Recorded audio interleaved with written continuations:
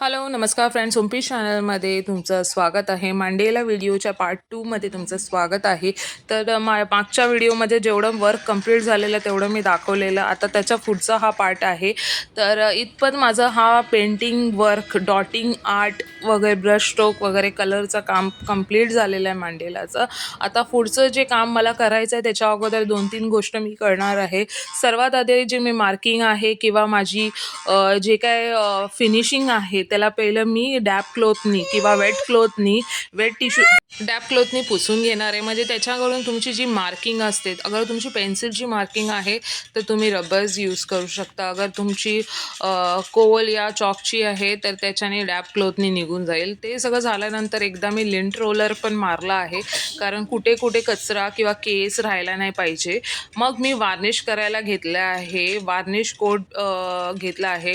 चांगल्या क्वालिटीचा वार्निश घ्यावा अशी मी सजेशन करेल. खूप सारे ऑप्शन्स आहेत ऑनलाईन, तुम्ही चेकआउट करू शकता. मी इथे मॅट ग्लॉस घेतलेला आहे. तर वार्निश करताना 2-3 गोष्टी लक्षात ठेवावे लागतात, की पहिला तो सरफेस क्लीन असला पाहिजे, कुठेच खडबड बिडबड नसली पाहिजे.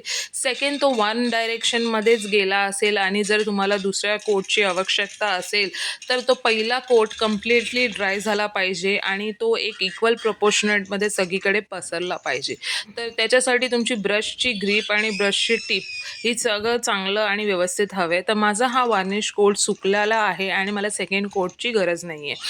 तर आता मी ह्याच्यावरती मिरर वर्क करणार आहे. जेव्हा हा सुकून कम्प्लिटली रेडी होईल तेव्हा मिरर वर्क करणार आहे. त्याच्या आधी मी मिरर वर्क नाही केलं आहे, कारण का फिनिशिंग बरोबर येत नाही. मग वार्निश कधी पण अगोदर करावा. मिरर वर्क करताना खूप सावधानी घ्यायला लागते, कारण भरपूर प्रमाणात मिरर वर्क करायचं असेल तर ते खूप एकाग्रह, हे सिंपल नाही आहे. बाजूची जी बॉर्डर मिरर वर्कची केलेली आहे.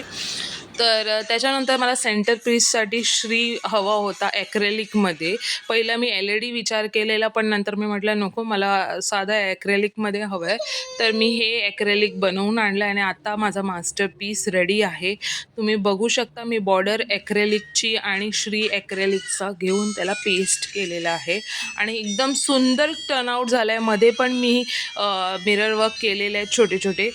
तर ते खूप अप्रतिम आणि खूप सुंदर असं टर्नआउट झालेलं आहे. तर सगळ्यांना मी सांगितलं आहे की नाही माहीत नाही, पण मी सांगते, हे माझ्या मागी गणपती डेकोरेशनचा पार्ट 1 आहे. कसा वाटला नक्की सांगा.